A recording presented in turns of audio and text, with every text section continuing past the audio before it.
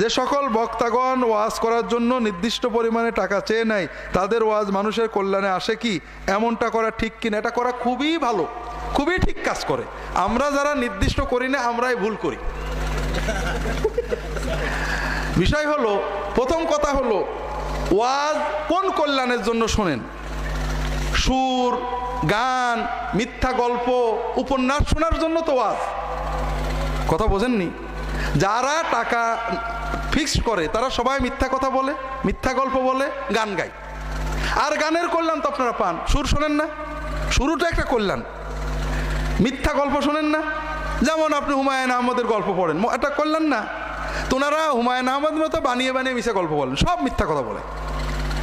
অমুক জায়গায় অমুক কবরে দুটো লাশ পড়ে আছে, অমুক জায়গায় অমুক নবীর কবর দেখেছি 17 হাত 19 হাত, সব মিথ্যা কথা।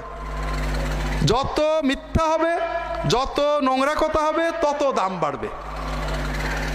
এজন্য আপনারা কি কল্যাণের জন্য মাহফিল করছেন এটা আগে দেখতে হবে।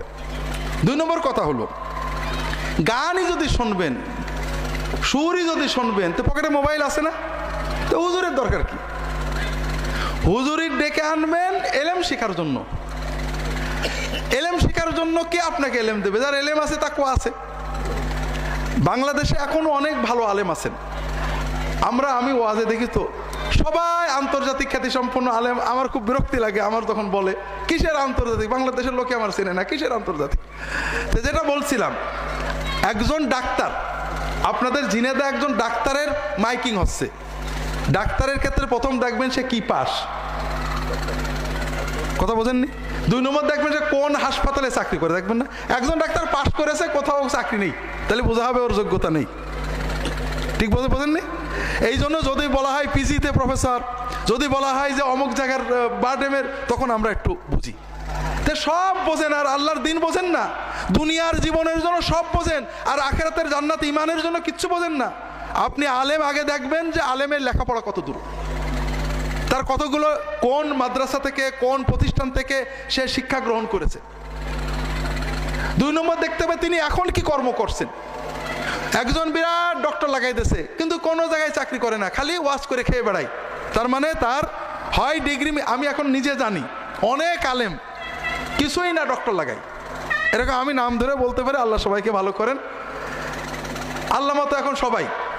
কাজেই আপনি যখন ডাক্তার দেখেন, তখন ডাক্তারের প্রথম ডিগ্রি দেখেন, এরপরে তিনি কোথায় চাকরি করেন দেখেন, তার হাত যশ কেমন আছে এটাও কিন্তু দেখেন। তো এই জন্য আমার অনুরোধ হলো, ওয়াজ মাহফিলের জন্য সুর খুঁজবেন না। যে সমস্ত আলেমের এলেম আছে, এলেমের ময়দানে আসেন, কোনো বড় মাদ্রাসায় চাকরি করছেন, আমল আছে, তাকওয়া আছে, তাদেরকে আনবেন বলতে এখন তারা যেহেতু টাকা চাই না, কাজে আমি নিজে এরকম যথেষ্ট ঘটেছে যে আমি তেল খরচ করে গাড়ি ভাড়া করে গেছি, আসা যে টাকা দিয়েছে ওতে তেল খরচ হয়নি। এবারও উত্তরবঙ্গে গেছি, উত্তরবঙ্গে নওগাঁর ওই পাশে গাড়ি ভাড়াই প্রায় 12-13 হাজার টাকা, 10,000 টাকা দিছে। কথা বুঝেছেন? তো এখন বিষয় হলো যে এরকম ঘটে, তবে এতে আমরা ঠকি না, অন্য জায়গার থেকে আল্লাহ দিয়ে দেন, এটা সমস্যা হয় না। তো যেটা বলছিলাম, ওয়াজ মাহফিল হবে দ্বীনি এলেম শেখার জন্য। দ্বীনি এলেম শেখানোর জন্য কোনো উস্তাদ যদি বেতন চেয়ে নেন, এটা নাজায়েজ না, এটা জায়েজ। কিন্তু তিনি যদি বলেন আমি 2 ঘন্টা আপনাদেরকে দিন শেখাবো, আমাকে 2000 টাকা দিতে হবে, এটা নাজায়েজ না। তবে যদি কোনো আলেম শুধু টাকার লোভে ওয়াজ করেন, তিনি সওয়াব পাবেন না এবং তার তাসিরও হয় না। আর আপনারা তো তাসিরের জন্য আসেন না ভাই, আপনারা গান শোনার জন্য আসেন। কাজেই যখন আপনাদের চেতনা পাল্টাবে, ভালো আলেমদের আনবেন, ইনশাআল্লাহ সমাজ পাল্টে যাবে। আল্লাহ তাআলা তৌফিক দান করুন, আমিন।